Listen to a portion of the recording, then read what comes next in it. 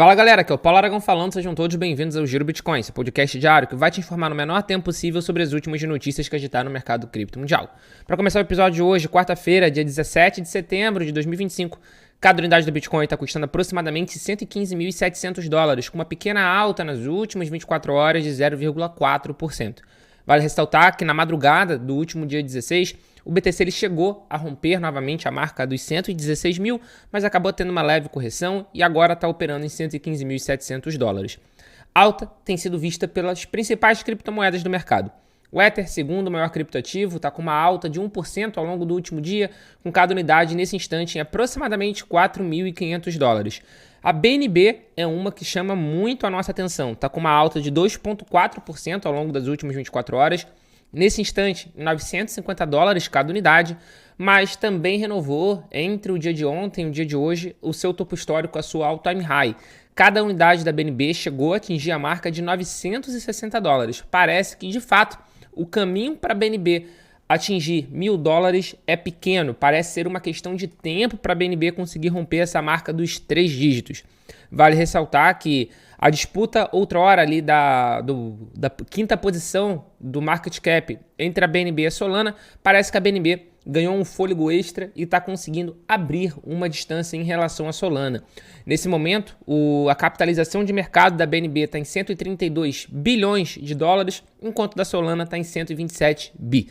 Vamos acompanhar de perto que essa disputa está muito interessante. E outra coisa que a gente precisa acompanhar de perto ao longo do dia de hoje é justamente a reunião do Fed, que vai acontecer na parte da tarde. Na parte da tarde, a gente vai ter a divulgação tanto do resultado da reunião, do corte da taxa de juros ou não, e se tiver corte, do tamanho do corte da taxa de juros, e depois a gente vai ter a declaração do presidente do Fed, que é o do Jerome Powell. O mercado todo está esperando de forma ansiosa essa reunião. Dow Jones abriu em alta, o mercado financeiro tradicional abriu em alta hoje, mas rapidamente já girou. Algumas empresas estão operando em queda, inclusive o S&P 500, o índice S&P 500 está em queda ao longo dessa manhã.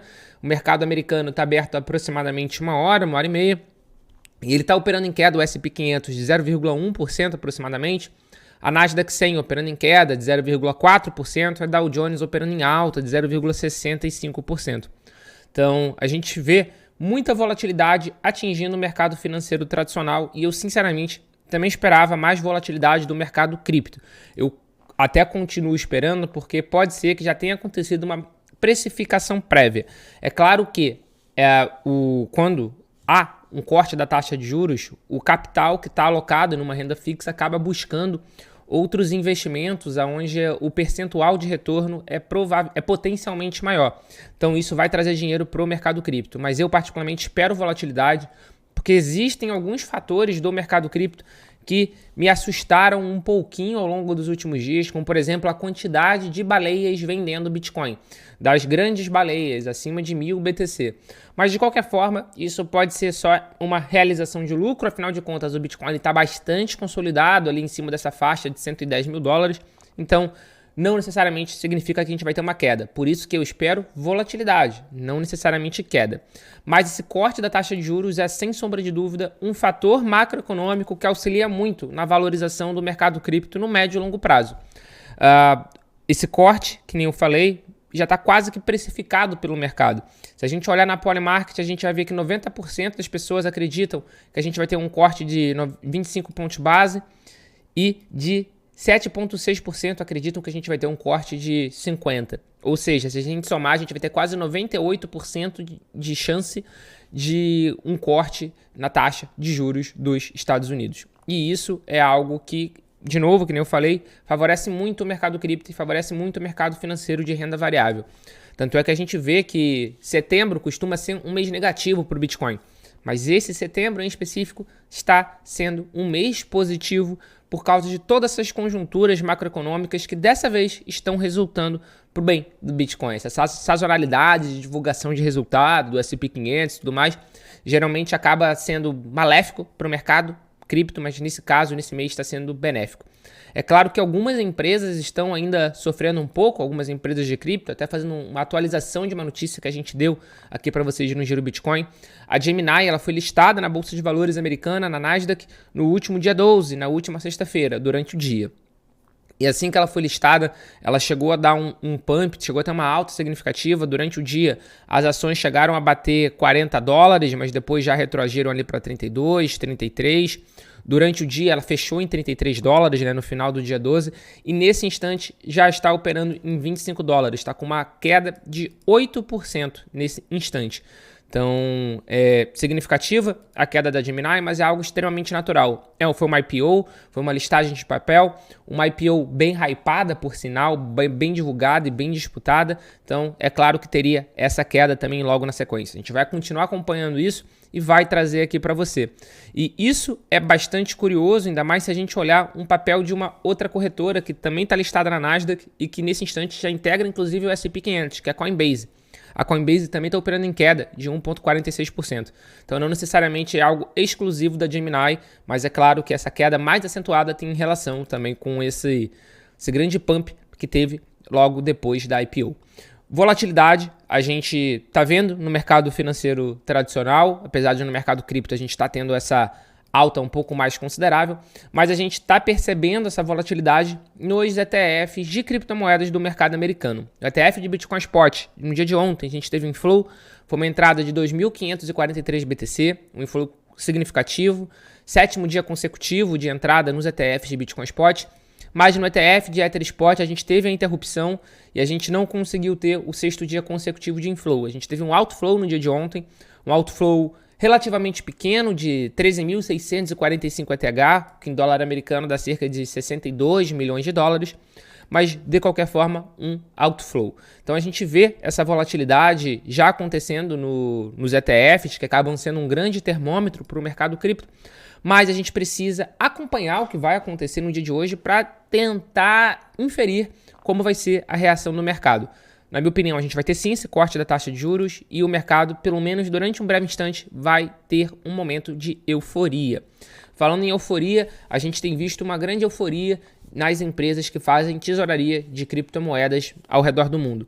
A gente vê que a estratégia que começou lá atrás com a então MicroStrategy, há 5 anos atrás, de comprar BTC, pensando no longo prazo, deu certo e foi uma estratégia que se replicou por outras empresas. E a Metaplanet, que já é popularmente conhecida como a Strategy asiática, é a 6ª maior detentora corporativa de Bitcoin, a maior não americana, anunciou que conseguiu captar mais 1,4 bilhão de dólares para comprar mais Bitcoin. E eles estão, inclusive, expandindo a operação deles. Eles estão abrindo uma subsidiária em Miami e outra em Tóquio para justamente crescer essa captação de recurso, crescer a operação deles para ter mais verba de comprar Bitcoin. Como eu falei, eles são os 6º maiores detentores corporativos de BTC, perdem apenas para Bullish, para Bitcoin Standard Treasury Company, para 21 Capital, para Mara Holdings e, claro, para Strategy, que já tem mais de 638 mil Bitcoin. É uma quantidade absurda, já é mais de 3% do total, do supply total que a Strategy tem e acaba, que nem eu sempre tenho falado aqui no Giro Bitcoin, ajudando muito nos prognósticos do Bitcoin, no prognóstico das criptomoedas, porque gera uma crise de escassez bastante significativa.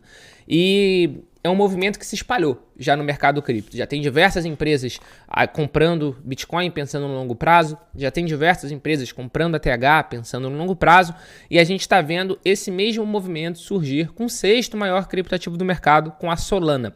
A Ford Industries, que é uma empresa listada na Nasdaq, anunciou a venda de 4 bilhões de dólares em ação para impulsionar sua estratégia com Solana. Ou seja, o objetivo é captar recursos para intensificar a compra de Sol.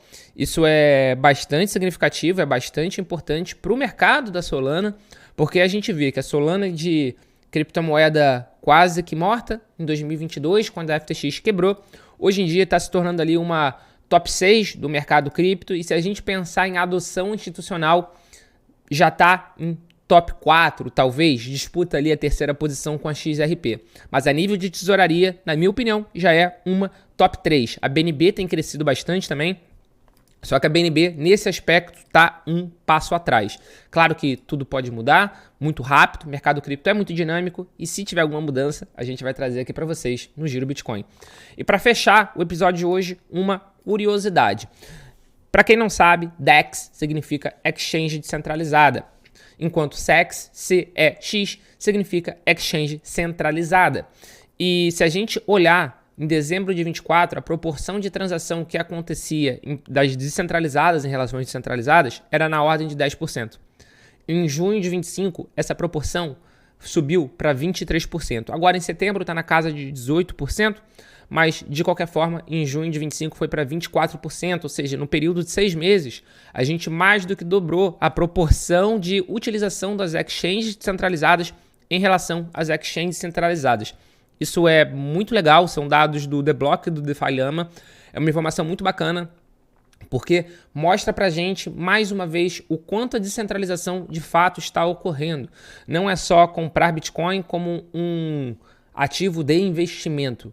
Bitcoin está sendo sim utilizado de uma forma descentralizada para evitar censura, para evitar ações governamentais, e as descentralizadas estão aí para isso. DeFi é uma excelente forma de você conseguir fazer uma rentabilização, inclusive, da sua cripto, montando ali uma pool de liquidez. Você consegue fazer um empréstimo no maior banco descentralizado do mundo, que é a Aave. Enfim, isso aqui é bem interessante de se acompanhar. E me impressiona bastante a gente tem 6 meses ter conseguido mais do que dobrar a utilização das descentralizadas em relação às centralizadas. Este foi o Giro Bitcoin de hoje. Se você chegou até agora aqui no episódio, muito obrigado. Tá vendo a gente pelo YouTube? Deixa seu like, se inscreve no canal, tá escutando a gente pelo Spotify, Deezer, Apple Podcasts. Passa a seguir a gente por aqui, deixa sua avaliação, deixa o seu rating de 5 estrelinhas, que isso ajuda muito a continuidade do nosso trabalho. Muito obrigado pelo seu apoio e a gente já tem um encontro marcado aqui amanhã. E amanhã a gente vai ter muito para debater sobre a reunião do Fed. Valeu e até amanhã.